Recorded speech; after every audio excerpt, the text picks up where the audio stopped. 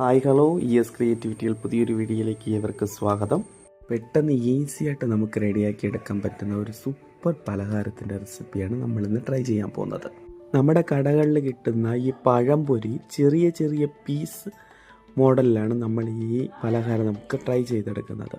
ഈ നേന്ത്രപ്പഴം നമ്മൾ മുഴുവനായിട്ട് കൊടുക്കാതെ പിള്ളേർക്ക് ഇതേപോലെ നിങ്ങൾ റെസിപ്പി റെഡി ചെയ്ത് കൊടുക്കുന്നുവെങ്കിൽ അടിപൊളി ടേസ്റ്റ് ആയിരിക്കും. പിള്ളേർ സൂപ്പറായിട്ട് ആഗ്രഹിച്ച് കഴിക്കുകയും ചെയ്യും.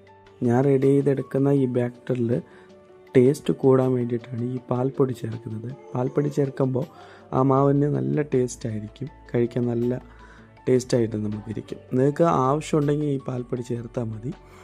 നിങ്ങൾ പഞ്ചസാരയും മാത്രം ചേർത്ത് ട്രൈ ചെയ്താൽ മതി. കളറിന് വേണ്ടിയിട്ട് ഞാൻ ഫുഡ് കളറൊന്നും ആഡ് ചെയ്തില്ല. കുറച്ച് മഞ്ഞൾപ്പൊടി, നമ്മുടെ വീട്ടിലിരിക്കുന്ന കുറച്ച് മഞ്ഞൾപ്പൊടിയാണ് ആഡ് ചെയ്തത്. സാദാ വെള്ളം ഒഴിച്ച് നമ്മൾ കുഴച്ചാൽ മതി. നല്ല കുഴച്ച് നല്ല ലൂസായിട്ട് നമ്മൾ എടുക്കണം.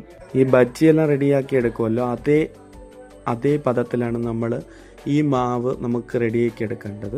ബാറ്ററി ഇതേപോലെ ലൂസായിട്ട് നിങ്ങളൊന്ന് കുഴച്ചെടുത്താൽ മതി കേട്ടോ. ഇനി അടുപ്പിൻ്റെ ഫ്ലെയിം ഒന്ന് ഓൺ ചെയ്തതിന് ശേഷം അടികനമുള്ള ഒരു പാത്രം നമുക്കൊന്ന് എടുത്ത് വെക്കാം. പാത്രം ഒന്ന് ചൂടായി വന്നതിന് ശേഷം നമ്മളൊന്ന് ഓയിലൊന്ന് അപ്ലൈ ചെയ്യണം. ഞാൻ ഇവിടെ പാം ഓയിലാണ് ഞാൻ എടുത്തത്. നിങ്ങളുടെ കയ്യിൽ വെളിച്ചെണ്ണയോ അല്ലെങ്കിൽ സൺഫ്ലവർ ഓയിലോ ഏത് വേണമെങ്കിലും നിങ്ങൾക്ക് ഉപയോഗിക്കാം. ഓയിൽ നല്ല ഹീറ്റായതിന് ശേഷം മാത്രം നമ്മൾ റെഡി ചെയ്ത് വച്ചിരിക്കുന്ന ആ ചെറിയ പഴത്തിൻ്റെ പീസും നമ്മൾ റെഡി ചെയ്ത് വച്ചിരിക്കുന്ന ആ ബാറ്ററിലൊന്ന് മുക്കി ഡിപ്പ് ചെയ്തിട്ട് നമ്മൾ ആ എണ്ണയിലിട്ടൊന്ന് പൊരിച്ചെടുക്കണം. അങ്ങനെ ഓരോരോ പീസായിട്ട് നമ്മളൊന്ന് ചേർത്ത് കൊടുത്ത് ഒരു ഭാഗത്ത് നമുക്കൊന്ന് വെന്ത് വന്നതിന് ശേഷം അടുത്ത ഭാഗത്ത് നമുക്കൊന്ന് മറിച്ചിട്ട് തിരിച്ച് മറിച്ചുമിട്ട് വേവിച്ച് നമ്മൾ എടുക്കണം. അങ്ങനെ കട്ട് ചെയ്ത് വച്ചിരിക്കുന്ന എല്ലാ പഴത്തിൻ്റെ പീസുകളും ഇങ്ങനെ നമ്മളൊന്ന് ഫ്രൈ ചെയ്ത് നമ്മൾ എടുക്കാം.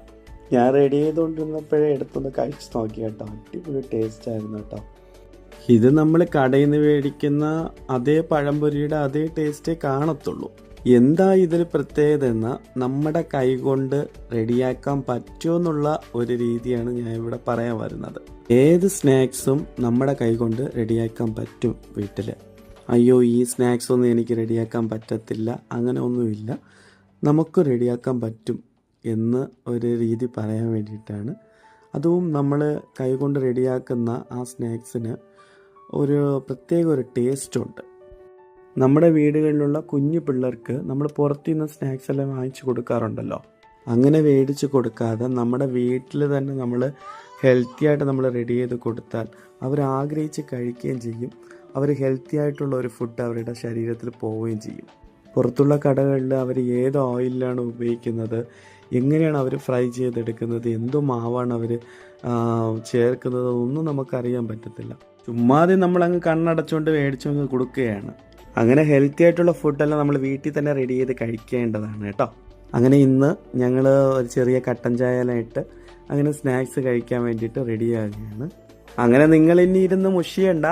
ഇനി നിങ്ങളും പോയി ഒന്ന് ചായയോ കട്ടൻ ചായയോ എന്തെങ്കിലും റെഡി ചെയ്ത് ഇങ്ങനെ സ്നാക്സ് എല്ലാം പെട്ടെന്ന് റെഡി ചെയ്ത് കഴിക്കുക.